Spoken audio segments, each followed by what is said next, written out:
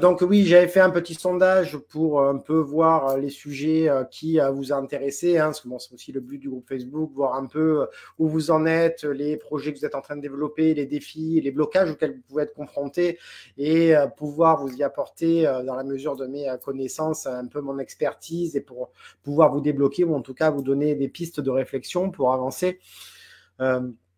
Donc, j'avais posé un peu la question. Il y a trois petits axes de réflexion pour des vidéos qui m'ont été transmises. Et bon, c'est vraiment que c'est un sujet qui revient très souvent et celle qui a eu le plus de votes. Donc, c'est donc où trouver des clients, enfin les moyens de trouver des clients dans le massage. Donc, c'est un sujet que j'ai vraiment poncé, hein, que ce soit dans les articles de blog, que ce soit dans les formations gratuites que je peux proposer. D'ailleurs, pour ceux, s'il y en a de présents qui n'ont pas encore pris les formations gratuites disponibles. Tout en haut du groupe, vous avez toutes les publications à la une. Vous avez plein de publications. Vous pouvez soit vous présenter, soit indiquer dans quelle région vous êtes si vous voulez faire des collaborations. Et il y a aussi 3 publications qui sont épinglées qui vous donnent accès à 3 formations gratuites. Ce n'est pas des petites formations, c'est des formations. La plus courte, je crois qu'elle fait 1h30. La plus longue, elle fait 2h30, je crois. Donc, bon, c'est vraiment des trucs lourds, aussi bien pour se lancer dans le massage, enfin pour découvrir le métier de masseur ou masseuse bien-être, comment développer son activité, c'est-à-dire un peu la prospection, tout ça, et aussi pour développer son activité sur Internet. Donc, il y a plein de ressources gratuites. Et si ce n'est pas encore le cas, je vous invite vraiment à aller vous inscrire, au moins pour consommer ces contenus gratuits. Donc voilà, j'ai laissé passer un petit peu de temps. Maintenant, je vais attaquer. Donc, la première chose, c'est que à chaque fois, c'est vraiment une question qu'on me pose très souvent, c'est-à-dire, mais comment on fait, où on peut trouver des clients, comment on fait pour trouver des clients. Et très souvent, dans ces discussions, ces échanges que j'ai avec mes élèves, et pas forcément des élèves, hein, ça peut être aussi des confrères, j'ai parfois l'impression que beaucoup de personnes pensent qu'il suffit de connaître les endroits, le bon moyen, le bon médium de communication pour tout de suite voir arriver, qu'on va découvrir une mine de nouveaux clients, qu'il va falloir juste se baisser pour les ramasser ou juste créer du contenu pour dans un certain canal d'acquisition pour d'un coup avoir un flot de clients et ce n'est absolument pas le cas. Donc évidemment que savoir, on va dire, les biais d'acquisition principaux est important et d'ailleurs je vais vous en donner pas mal. Et chacun de ces biais d'acquisition clientèle, de ces sources de clientèle potentielle est à explorer, exploiter, tenter des stratégies éventuellement pour vous amener quelques clients. Mais il ne faut pas surtout bien garder en tête que les sources d'acquisition de clientèle ne sont qu'un rouage. Ce ne sont que des rouages d'une machine beaucoup plus grande qu'il faut mettre en place, qu'il faut penser pour que ces sources d'acquisition soient efficaces et surtout vous puissiez maximiser vos chances déjà de rentrer en contact, ensuite maximiser vos chances de les convaincre de faire appel à vous et ensuite maximiser vos chances qu'ils fassent appel à vous une fois que vous avez déjà fait une première prestation avec eux. Donc, il y a plusieurs questions, il y a plusieurs phases en fait. Je dirais qu'il y en a 4. Et ces sources d'acquisition clientèle, ça sera la 3e étape, si on veut, de ce système tel qu'il doit être pensé. La première chose avant, l'idée de partir démarcher des clients sans avoir rien préparé avant, sans avoir fait un minimum de travail en amont, déjà, vous minimisez vos chances de résultats et surtout, vous maximisez les chances de vous prendre une veste, un refus et surtout d'avoir une certaine forme de découragement sur la longue. Donc, avant même de démarcher, il faut déjà avoir un plan d'attaque. Parce que si vous n'avez pas une stratégie en tête, un plan que vous allez suivre pour prospecter, déjà, ça va être de l'énergie dépensée pour rien. Vous allez vous disperser. Parce que vous allez vous dire, ah, ben aujourd'hui, ben, je vais faire, j'en sais rien, je vais créer ma page sur les réseaux sociaux, je vais faire un post. Ah, puis demain, je vais aller dans ma rue voir si je ne veux pas déposer 3 flyers. Après, ah, ben tiens, pourquoi pas, le lendemain, je vais tenter un boost sur une publication Facebook. Je vais mettre 4 euros dans la régie Facebook pour faire un peu de pub à ma nouvelle prestation ou pour faire une promotion.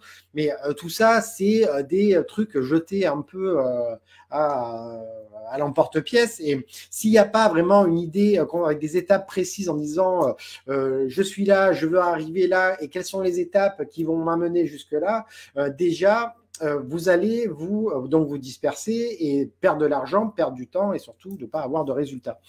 Donc, la première question à vous poser et sur ce à quoi il faut travailler, c'est quelle est votre stratégie d'acquisition clientèle? Quels sont les médiums que vous utilisez? Quels sont le type d'entreprise à qui vous voulez vous adresser, le type de personnes que vous voulez viser? Et quels sont les moyens que vous voulez mettre en place, les réseaux que vous voulez utiliser ou ceux que vous voulez construire pour commencer à acquérir des clients? Ça, c'est vraiment la première chose. Ensuite, comment je gère l'avancée de ma prospection et comment je récolte les données. Parce que lorsque l'on commence une démarche de prospection, vous ne pouvez pas dire aujourd'hui je vais tenter un magasin parce que je marche, je passe à côté, ou après tiens, ce salon de coiffure est sympa, pourquoi pas. Non, il faut avoir un plan, découper, quadriller la zone et se dire aujourd'hui par exemple je fais cette zone-là et je fais toute cette zone-là. Parce qu'une fois que vous avez fait toute cette zone-là, vous savez qu'il y a des gens qui vous diront non, il y a des gens qui vous diront oui, d'autres qui vous diront peut-être. Et toutes ces informations-là, il faut les garder. Il faut récupérer des contacts, des cartes de visite, avoir un carnet. Moi, je sais que je fais ça sur un tableau Excel. Et si vous prenez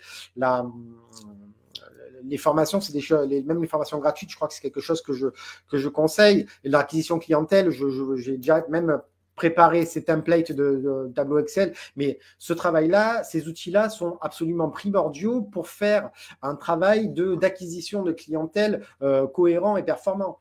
Pour pas répéter plusieurs actions, pour aussi avoir un visuel clair de l'avancée de votre prospection. Et aussi, imaginons, j'en sais rien, vous pouvez très bien tomber sur une personne qui vous dit là pour l'instant j'ai pas le temps, mais revenez me voir dans une semaine, dans un mois. Si tout ceci vous le compilez pas quelque part, c'est tout autant d'opportunités qui peuvent vous passer sous le nez. Ou alors vous pouvez vous repointer chez quelqu'un que vous avez déjà vu parce que vous avez oublié. Bref, tout ceci c'est absolument primordial. Donc du coup il vous faut toute cette préparation déjà, avant même de penser à la prospection, pour pouvoir démarrer dans de bonnes conditions.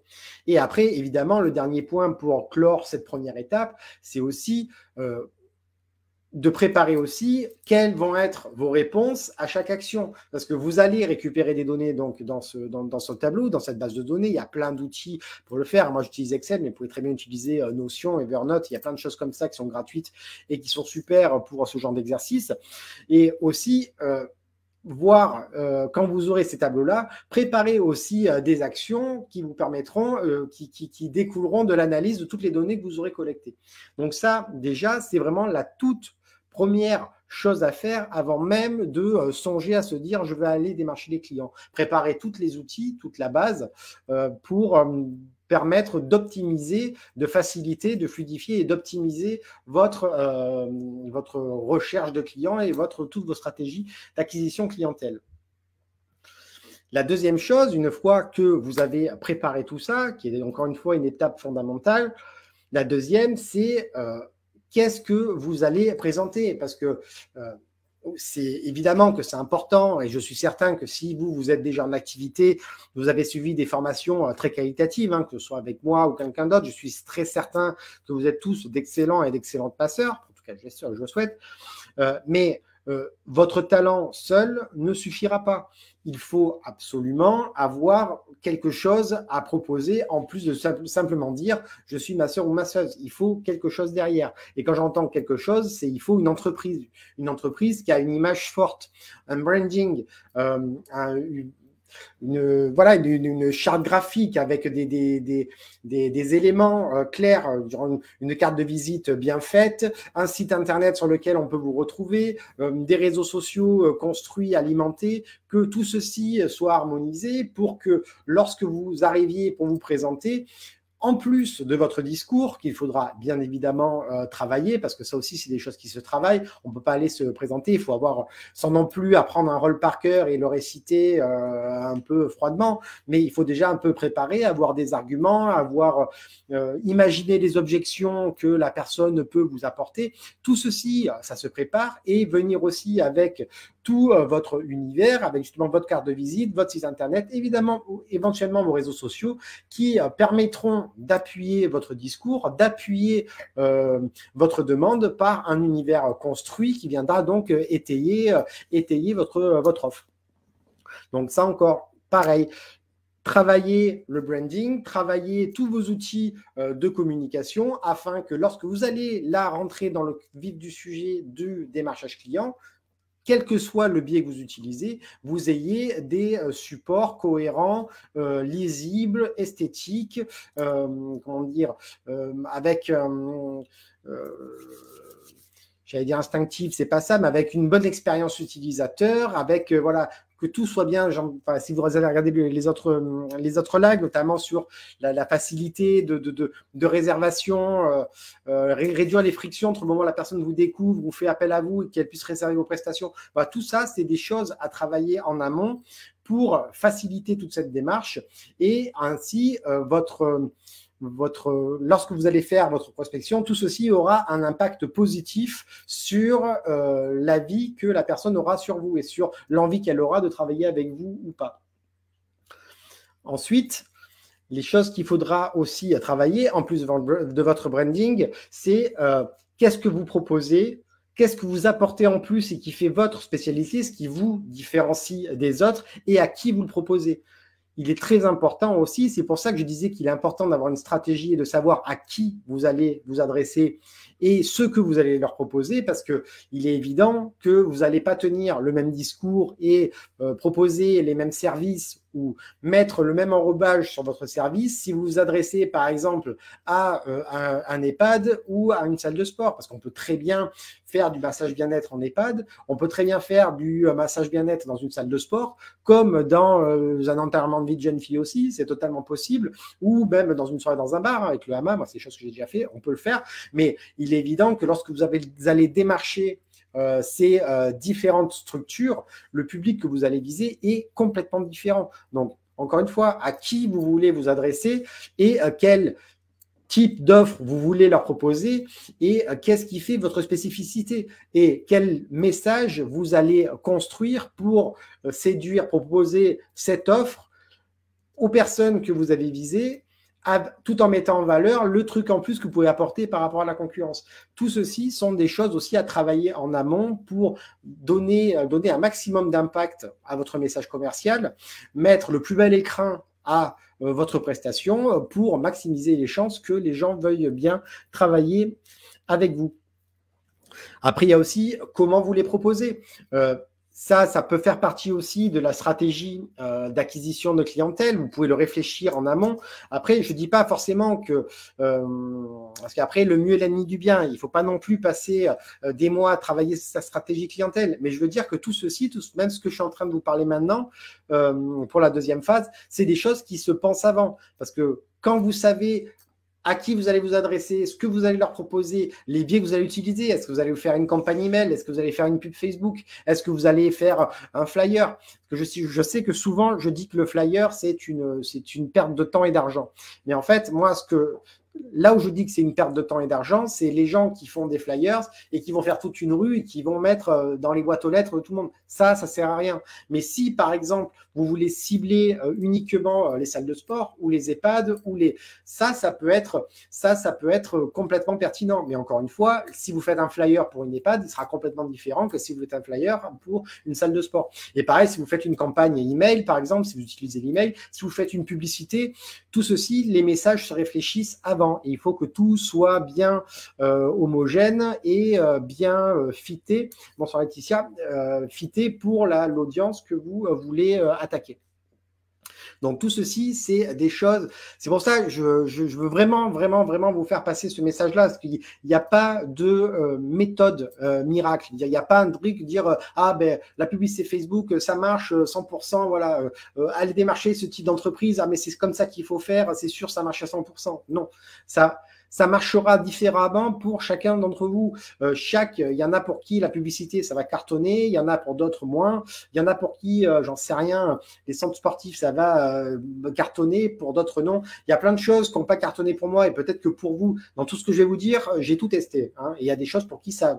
Il y a des éléments pour qui des secteurs pour qui, bon, où ça a bien fonctionné pour moi et d'autres pas du tout. Mais je suis absolument certain, je mettrai ma main à couper, qu'il y a certaines choses où moi, ça n'a pas marché, que vous, ça marchera pour vous. Parce qu'on n'a pas la même présentation, on n'aura pas la même manière de le présenter, on n'a pas les mêmes compétences, on n'a pas les mêmes aussi connaissances dans certains domaines, on ne vit pas dans le même endroit non plus. Donc, tout ceci sont des éléments qui jouent sur la réussite ou le succès de divers types de sociétés que vous allez essayer d'approcher. Donc, une fois que vous avez fait ça, maintenant, je vais vous parler des différents biais d'acquisition. Et après, je viendrai pour la dernière étape qui est importante dans l'acquisition clientèle.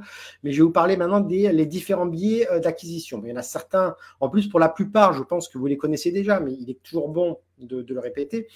Donc, la première, c'est la prospection directe, hein, c'est celle qui est le plus frontale, le plus engageant. Donc évidemment, c'est pas forcément le plus simple parce que là, vous vous engagez physiquement et émotionnellement et psychologiquement dans cette démarche commerciale, parce que là, c'est le fait d'aller démarcher physiquement les gens, rentrer dans les magasins, dans les centres.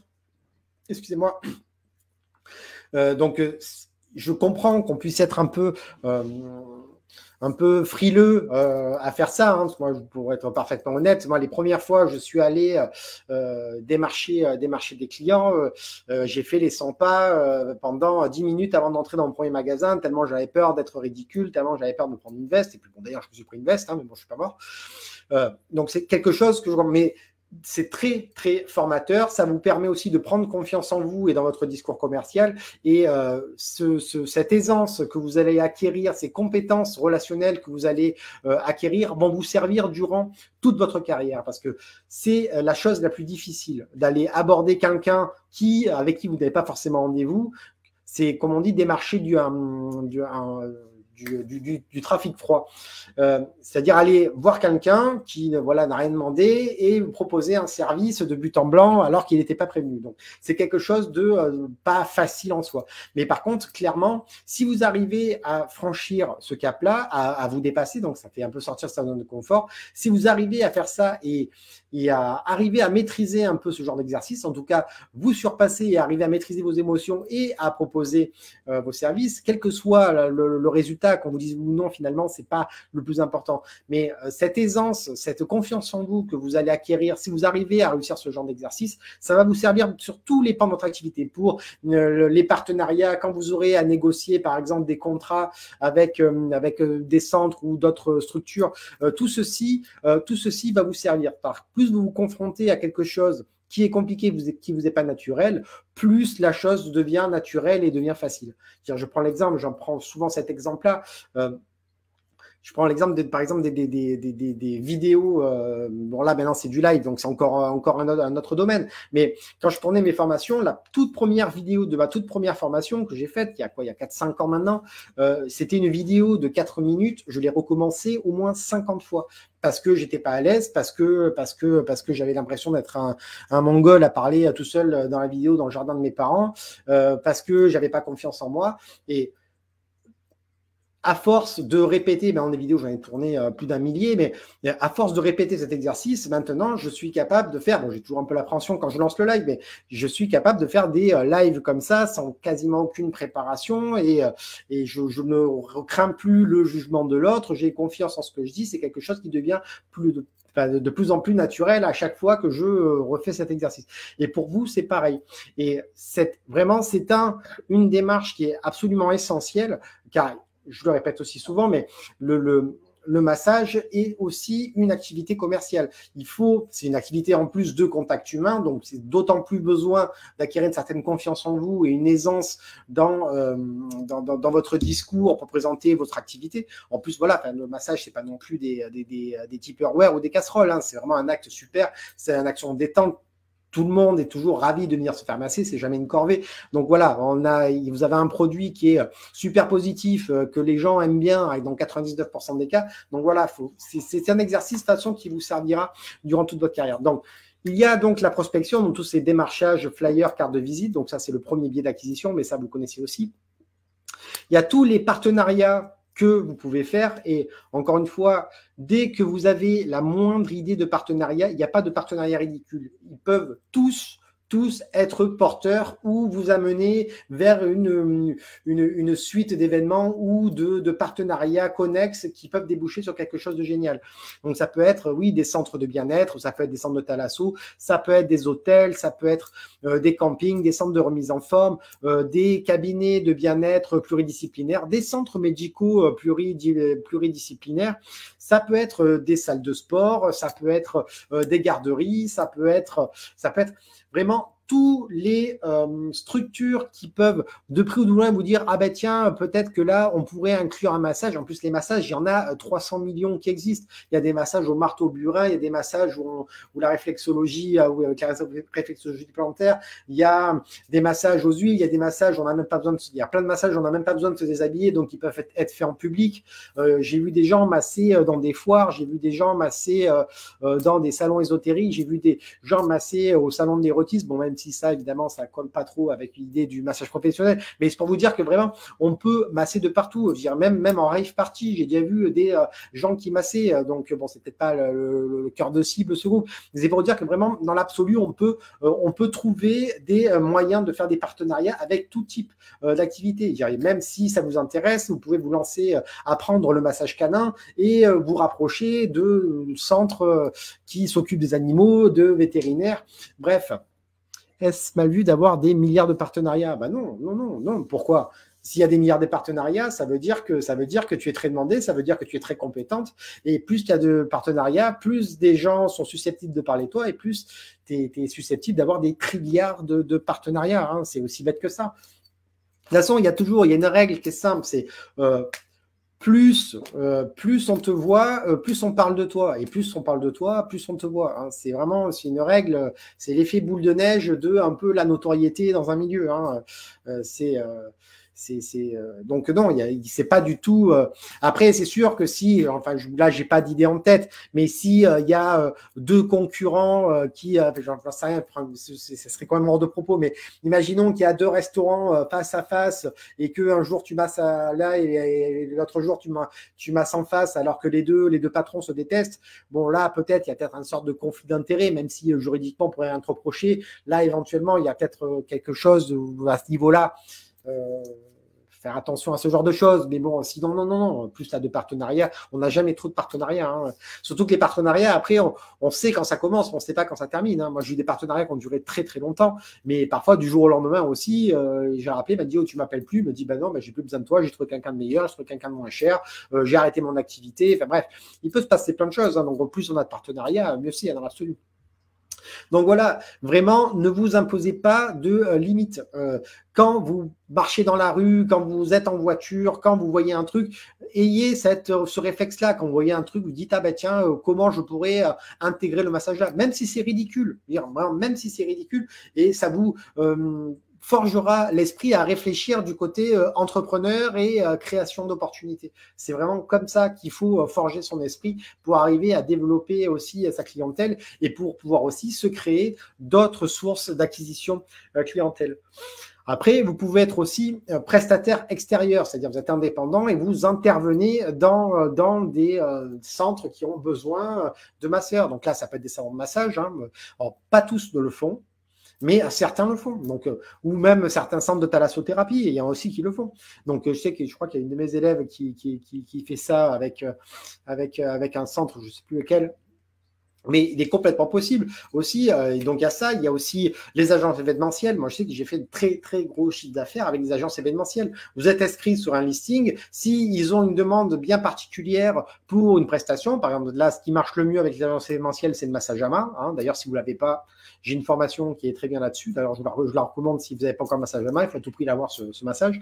Mais voilà, les agences événementielles, pareil. Ça, si vous êtes inscrit sur un listing, ils ont besoin de vous, ils vous appellent, et hop, ils vous réservent une prestation. Il y a vraiment, moi, les plus gros contrats, je les ai eus avec des agences événementielles, clairement. Donc ça encore, ça peut être des sources de prestations complémentaires, une manne de clients qui arrivent, et une fois que vous avez trouvé les agences, vous êtes référencé, c'est des choses, on vous appelle, vous avez limite plus de travail à faire, à part vous rappeler à leur bon soin de temps en temps pour vous dire, oh, vous n'oubliez pas, je suis quand même là, j'existe toujours. Après, voilà, vous avez aussi les événements, mais j'en ai déjà parlé. Il y a tout ce qui est les foires, même les marchés. Hein. Encore une fois, il n'y a pas tous les massages qui sont adaptés. C'est pour ça que c'est bien que je dis généralement que c'est bien d'avoir un massage aux huiles pour le truc un peu, j'allais dire tout venant, c'est un peu péjoratif, mais c'est pas ça que je veux dire, mais un peu pour tout ce qui est le massage traditionnel, on va dire sur table, intimiste, lumière tamisée, tout ça. C'est bien aussi d'avoir, je trouve, un massage au sol parce que c'est bien aussi pour les exhibitions, pour le faire aussi en pleine nature, pour le faire avec un groupe de personnes, ça peut être sympa. Et aussi le massage à main, parce que le massage à main, il est très polyvalent et dans les entreprises, c'est celui qu'on vend le plus. Donc, c'est pour ça que je conseille d'avoir au moins 2 ou 3 types de massages bien différents pour pouvoir être polyvalent et intervenir dans plusieurs types de configurations, justement pour pouvoir ne rater aucune opportunité et que dès qu'il y a une opportunité d'acquisition clientèle qui se présente, nous dire j'ai ce qu'il faut pour ce que vous recherchez et je peux vous proposer quelque chose. À savoir qu'encore une fois, le massage, c'est comme de la même manière que vous présentez, vous pouvez très bien adapter votre massage dans votre discours à la cible à laquelle vous vous adressez. Je veux dire, le massage taille, j'en sais rien, par exemple, ça peut être très bien pour des gens stressés, vous dire ça détend le corps et l'esprit. Pour les gens qui font du sport, dire ça augmente la souplesse et ça prend soin des ligaments ou où ça fait circuler les énergies. Bref, il y a toujours moyen d'adapter vos massages à la cible que vous avez. Mais aussi, l'important, c'est d'avoir les massages spécifiques qui vous permettent d'avoir le champ d'action le plus large. Donc, vous avez ça, il y a aussi les galas, tout ce qui est les événements sportifs récurrents, ça aussi, j'en ai fait pas mal. Notamment, j'avais fait la convention internationale là, des sports d'hiver à Chambéry, c'est à chaque année, c'est un truc monstrueux, ils privatisent une patinoire. Donc, voilà, il y a plein de choses comme ça qui se passent dans toutes les villes et vous ne perdez rien, même si vous dites, ce truc-là, c'est trop gros, ils doivent avoir leur propre agence vous n'en savez rien. Allez-y, proposez, vous dites, je suis professionnel, je fais ci, voilà ce que je peux coller, voilà ce qui collerait à votre prestation, est-ce que ça vous intéresse ou pas? Au pire, ils vous disent non, au moins vous aurez plus cette idée, on me dira, si j'avais osé leur proposer, et si ils vous disent oui, vous avez tout gagné, vous pouvez même revenir, ça peut même devenir une prestation récurrente annuelle, et ce genre de prestations aussi sont très bien rémunérées. Donc voilà, ne vous mettez pas de frein, et c'est aussi encore une source d'acquisition clientèle possible. Ensuite, donc là, j'ai parlé de tout ce qui était physique. Ensuite, on va passer sur Internet. Donc, sur Internet, il y a 4 grands moyens d'acquisition clientèle. Donc, le premier, c'est avec tous les sites de référencement, genre Groupon, Walla, Urban, Wikasa. On pourrait mettre Wonderbox, tout ça, mais bon, Wonderbox, j'ai beaucoup de gens qui ont eu pas mal de plaintes de confrères qui n'ont pas été très contents. Mais bon, après, ça existe encore. Les événementiels, est-ce que c'est souvent du bénévolat? Par exemple, ça peut être du bénévolat. Après, libre à toi. Tu peux très bien faire du bénévolat, mais pas forcément. Pas forcément. L'événementiel, ça peut être des galas sportifs, ça peut être des exhibitions, ça peut être des salons pour du salon de bien-être, ça peut être, il y a plein de trucs. Hein. Ça peut être les mariages, ça peut être, j'en sais rien, comment dire, des retraites bien-être aussi. Vous savez, quand ils louent des grands espaces, des villas où ils font du yoga, de la méditation, ils mangent bio, tout ça, ils mangent des plantes, enfin, bref. Il y a plein de trucs comme ça qui se font et on peut trouver, sur Internet, ça doit se trouver et proposer sa candidature pour être prestataire. Hein. Et non, l'événementiel, c'est hyper large. Hein. Je veux dire, moi, j'ai fait des prestations sur un circuit automobile. C'était une écurie qui testait les nouveaux pneus Goodyear, c'était au circuit Paul Ricard, et j'étais là et je massais les femmes des pilotes, hein, donc sur le massage à main. Donc vraiment, oui, le salon du livre, pourquoi pas. Car là, par exemple, le salon du livre, ça peut être parfait. Mais salon du livre, si en plus tu as suivi ma formation et que tu as écrit ton propre livre et que tu l'as publié, que tu en as acheté quelques exemplaires et tu viens avec ton carton, tu peux même les revendre à son salon du livre tout en proposant des massages, tu vois. Donc oui, c'est possible. Il n'y a aucune mauvaise idée, tu vois. Là, je viens juste de montrer que le salon du livre, ça peut paraître très éloigné du massage et pourtant, c'est totalement faisable. Bon, après, il faut voir si le salon du livre, ils accepteraient un truc comme ça. Après, évidemment, bon, aussi, il faut qu'il y ait un accord commun, mais c'est pour dire que c'est possible. Voilà. Donc après les sites internet prestataires, donc il y a Groupon, voilà, j'y étais, ils sont pas mal. Urban Massage, Wikasa, après il y en a plein. Hein, vous tapez site internet massage, il va sortir tous les trucs où ils mettent, il y a les premiers scores. Les premiers résultats sur Google, c'est des gens qui ont payé, qui ont fait de la publicité. Généralement, c'est des sites de mise en relation entre prestataires de services et clients. Donc, vous pouvez vous inscrire à tout. Généralement, c'est gratuit. La seule chose qu'ils demandent, c'est en gros, quand vous vous inscrivez, vous avez une rétribution sur votre chiffre d'affaires. Après tout ça, il y a Groupon et voilà, c'est des choses que ça s'appelait Balinéa à l'époque. Voilà, j'ai développé des stratégies bien particulières avec eux que j'explique dans l'acquisition clientèle d'ailleurs. Mais voilà, donc ça, c'est encore des sites sur lesquels vous pouvez vous inscrire. Après, je ne parle pas tous les sites internet de genre les pages jaunes, tout ça, ça sert à rien. Hein. Ça, c'est payant et ça vous amène rien. Donc, c'est que les sites qui proposent que des prestataires dans le bien-être. Voilà, ça, ils ont des trafics, ils ont des clients qui achètent chez eux, qui réservent des prestations. Moi, on m'a déjà réservé chez eux, donc je peux vous dire, j'en parle en connaissance de cause. Après, tout ce qui est voilà site de juste de petites annonces et tout. D'ailleurs, dans les sites d'annonces à proscrire. Parce que là, c'est tous les connards du coin qui vont venir vous gratter des choses cheloues. Même à moi, ils sont venus m'en gratter, donc je peux vous dire un peu comme ils étaient morts de faim. Donc, sinon, il y a tout ce qui est le référencement naturel. Donc, ça aussi, j'en parle souvent.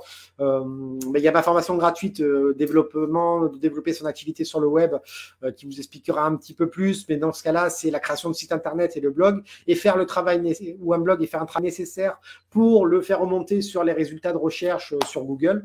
Donc, voilà, ça après, c'est un travail à temps plein. Hein, c'est très intéressant. C'est accessible. Hein, il n'y a pas besoin d'être ingénieur en informatique pour le faire. Je l'ai fait et vous pouvez le faire, soyez-en certains. Mais c'est aussi un biais d'acquisition puissant pour les prestations de massage et pour tout type de prestations derrière, hein, parce que moi je vous dis clairement, la grande majorité de mes élèves, de toute façon, moi c'est grâce au SEO et je les reçois quasiment gratuitement. C'est via mon blog, mon site internet que les gens me découvrent et bientôt grâce à ma chaîne YouTube aussi. Et j'espère aussi que ça sera un nouveau biais d'acquisition. Voilà, je ne l'ai pas mis, mais la chaîne YouTube peut être aussi, YouTube, c'est le deuxième moteur de recherche mondial après Google. Donc, c'est aussi, si vous êtes à l'aise en vidéo, ça peut être une très bonne idée de se servir de YouTube pour aussi se faire connaître. Donc, tout ça, c'est des éléments qui peuvent être très puissants. Donc, ça met du temps à être mis en place. Donc, c'est toujours un travail à long terme. Mais ça peut être aussi intéressant de développer ça pour avoir une source de clientèle nouvelle et régulière.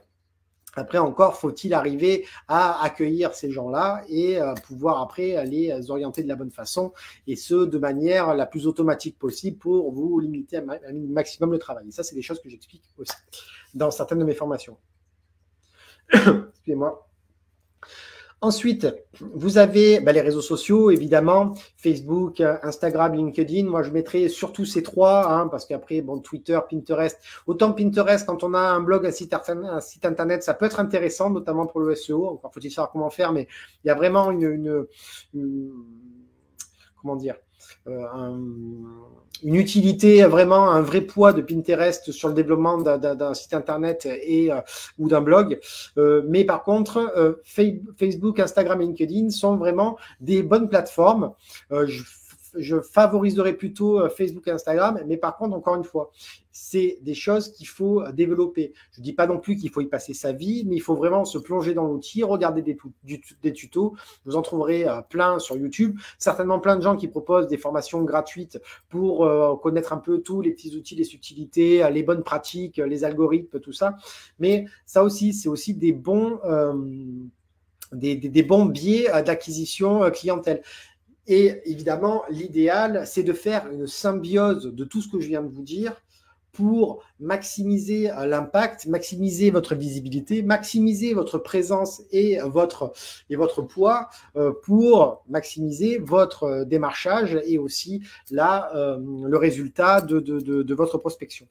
Le dernier point, je reviens sur la dernière phase parce que on parle d'acquisition clientèle, mais il y a une loi qui est aussi qui est importante et qui n'est pas négligée, c'est qu'il est plus facile de convaincre une personne qui a déjà acheté chez vous de réacheter chez vous que de convaincre une personne qui ne vous connaît pas d'acheter chez vous. Donc, c'est plus simple de fidéliser une personne que de trouver un nouveau client.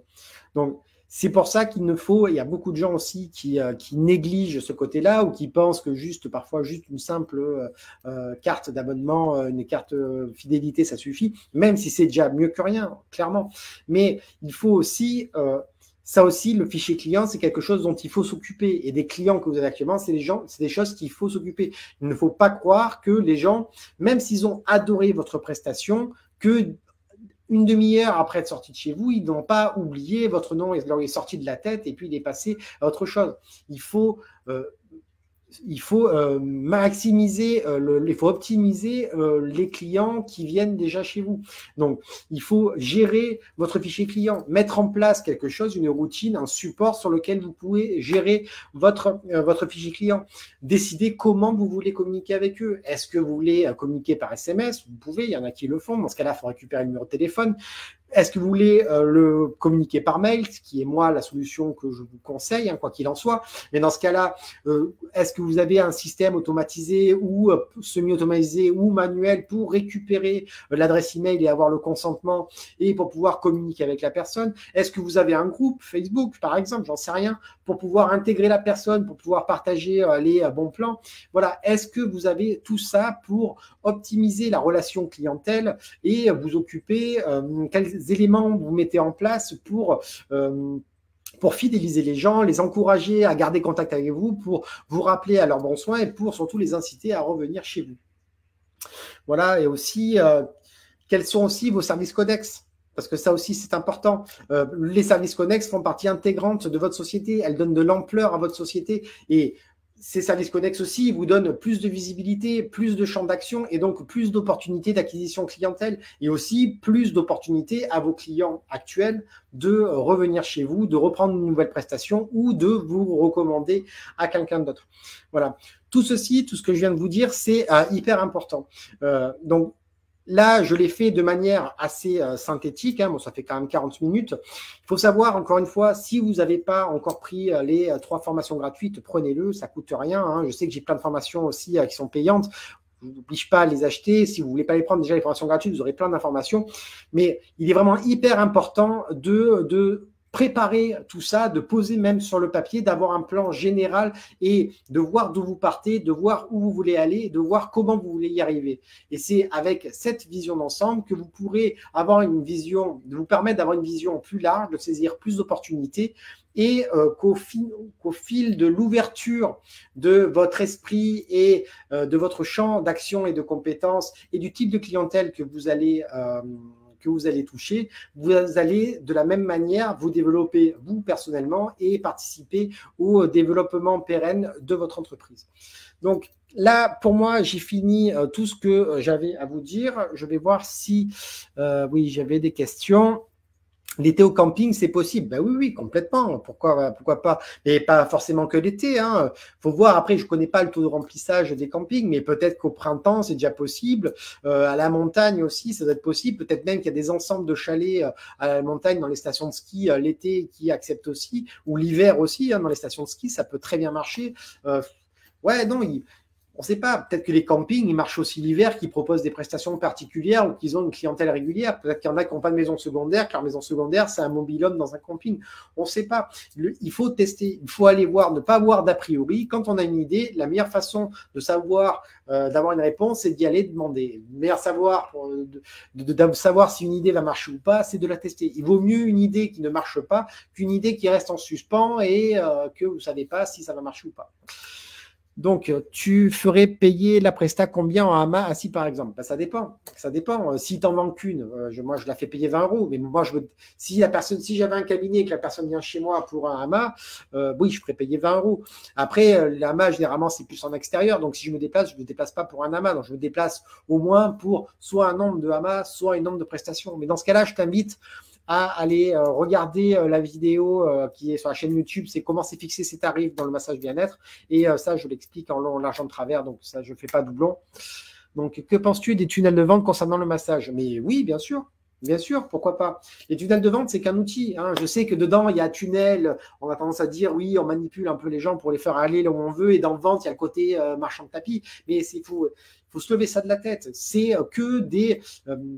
juste, l'idée, c'est que la personne, si elle vient chez vous et qu'elle s'inscrit, parce que tunnel de vente, c'est avec un mail et une séquence emailing. Si la personne vient chez toi et s'inscrit, ça veut dire que déjà, tu lui as proposé quelque chose pour s'inscrire ou elle s'est inscrite parce qu'elle est intéressée par ce que tu dégages ou parce que ce que tu proposes. Donc, le tunnel de vente, il est juste là pour l'orienter vers le service qui lui conviendra le mieux. Donc, c'est plus une genre d'aide. C'est comme quand tu vas dans un magasin et qu'il y a une dame qui arrive et qui dit quelle est votre taille, quel type de tissu vous aimez bien. Voilà, moi, je vous conseille celui-là. Ça vous va, ça vous va pas. C'est ça, un tunnel de vente. Donc, oui, le tunnel de vente, ça marche dans tout, hein, complètement. Dire, quel que soit le domaine, que ce soit dans les cosmétiques, les vêtements, même dans les recrutements professionnels, même quand les lettres de motivation que tu écris pour te faire embaucher, c'est aussi une certaine forme de tunnel de vente où la personne apprend à te découvrir ensuite tes compétences personnelles et ensuite ce que tu pourrais apporter à la société. C'est tout échange quand on veut faire une demande à quelqu'un est une forme de tunnel de vente. Donc oui, complètement, c'est pertinent à 100%. Les services connexes, je t'invite à aller voir la vidéo comment générer des revenus complémentaires avec le massage bien-être. Et là encore, c'est une longue vidéo qui t'expliquera tout ça. Pour de la prestation domicile, tu préconises du coup les réseaux sociaux, Insta, Facebook et quoi d'autre? Tout ce que j'ai dit, il faut tout tester. Tout tester. Après, la publicité Facebook ne te lance pas sans être formé. J'ai une formation dessus, ça t'intéresse. Après, il y a d'autres personnes qui font des formations dessus aussi. Mais voilà, mets pas de l'argent dans le Facebook si tu ne connais pas au moins un minimum la régie publicitaire. Mais sinon, oui, Facebook, la prestation à domicile, oui, Insta, Facebook, les magasins autour de toi. Voilà, faut faire marcher ton réseau. Voilà, après, il n'y a pas de secret, hein. Mais je t'en prie. Écoutez, je vois qu'il n'y a pas d'autres questions, donc je m'en vais prendre congé. J'espère que tout ceci vous a plu. Donc, quoi qu'il en soit, je vous souhaite une excellente fin de soirée. Merci de votre présence et je vous dis sûrement à très bientôt. Ciao, ciao.